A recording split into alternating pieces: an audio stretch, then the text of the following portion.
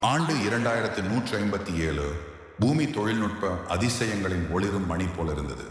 நகரங்கள் வானத்தில் மிதந்தன. மேலும் மனிதர்கள் செவ்வாய் மற்றும் சந்திரனில் காலனிகள் அமைத்தனர். அமைதியும் வளமையும் தழைத்திருந்தது அவர்கள் வந்த நாள் வரை.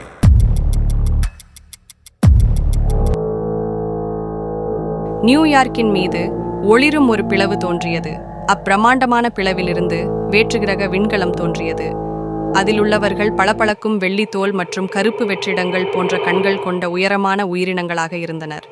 அவர்களின் தோற்றம் பெரும் அச்சத்தை ஏற்படுத்தியது மற்றும் அவர்களின் தொலைதூர குரல்கள் மனிதர்களை பார்த்து, "மனிதர்களே, உங்கள் பூமியின் ஆழத்தில் புதைந்துள்ள ஒரு வளத்தை தேடுகிறோம். அடிபணியுங்கள், இல்லையெனில் அழிவை எதிர்கொள்ளுங்கள்." இதனைத் தொடர்ந்து உலகளாவிய பீதி ஏற்பட்டு பயம் காட்டு தீ போல் பரவியது. பொதுமக்கள் பீதியடைந்த நிலையில் அரசுகள் அவசர அமர்வுகளை கூட்டின. ஆயினும் கூட குழப்பங்களுக்கு மத்தியில் விஞ்ஞானிகள் மற்றும் இராணுவ தலைவர்கள் 24 மணி நேரமும் உழைத்து அந்த வேற்றுகிரக உயிரினத்தின் நோக்கத்தை கண்டறிந்து அதிர்ச்சியில் உறைந்தனர். ஏனென்றால் அவர்கள் பூமியை அழிக்கக்கூடிய மிகப்பெரிய கோர் எக்ஸ்ட்ராக்டர் எனும் முக்கிய ஆற்றலை வைத்திருந்தனர். இந்த அந்நிய அச்சுறுத்தலை தடுக்க ஒரு கூட்டணி உருவாக்கப்பட்டு கேப்டன் மீரா, வேற்றுகிரக தொழில்நுட்பத்தில் நிபுணத்துவம் பெற்ற ஒரு சிறந்த விண்வெளி வீரர், அவரது தலைமையில் ஒரு சிறந்த குழு அமைக்கப்பட்டது. அவர்களின் பணி வேற்றுகிரக விண்கலத்தில் ஊடுருவி பூமியை அழிக்கும் திறன் கொண்ட கோர் எக்ஸ்ட்ராக்டர் எனும் பூமியின் எனர்ஜியை பிரித்தெடுக்கும் கருவியை செயலிழக்கச் செய்வது. துணிச்சலாக பூமியை காப்பாற்ற மீராவின் குழு அவர்களின் ஆபத்தான பயணத்தை தொடங்கியது. கடுமையான பகுப்பாய்வு மூலம் விண்கலத்தின் பலவீன பகுதியை கண்டறிந்து அவர்கள் கண்டறியாத வண்ணம் மேம்பட்ட உடைகளை அணிந்து சென்றனர். ஆனால் அவர்கள் வேற்றுகிரக விண்கலத்தின் உள்ளே செல்லும்போது அவர்களின் இதயங்கள் நடுங்கின. விண்கலத்தின் கட்டுப்பாட்டு அறையை அடைந்தபோது அவர்கள் கோர் எக்ஸ்ட்ராக்டரை கண்டுபிடித்தனர். இது ஆற்றலுடன் துடிக்கும் ஓர் அச்சுறுத்தும் சாதனம். ஏலியன் காவலர்கள் அப்பகுதியில் ரோந்து சென்றனர்.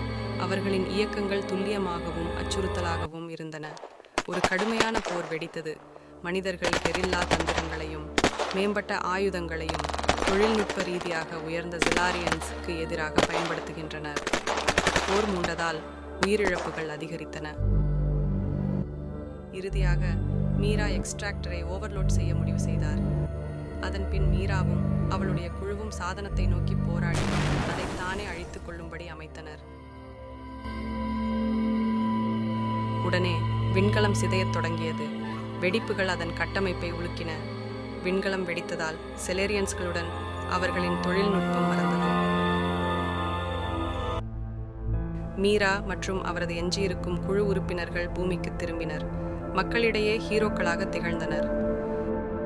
பிறகு விஞ்ஞானிகள் மற்றும் தலைவர்கள் அவர்கள் விழிப்புடன் இருக்க வேண்டும் என்று அறிந்திருந்தனர். இந்த சந்திப்பிலிருந்து பூமி தப்பியது. ஆனால் பிரபஞ்சம் பரந்ததாகவும் தெரியாதவர்களால் நிறைந்ததாகவும் இருந்தது. மனித குலம் மீண்டும் கட்டமைக்கப்பட்டது. ஆனாலும் மீராக்கு மனதில் அச்சம் இருந்தது. ஏனென்றால் சில கேள்விகள் அவளின் மனதில் இருந்தன. யார் இந்த செலேரியன்ஸ்? அவர்கள் விரும்பிய பூமியின் முக்கிய கரு ஆற்றல் என்ன? இது ஒரு பெரிய அச்சுறுத்தலின் தொடக்கமா?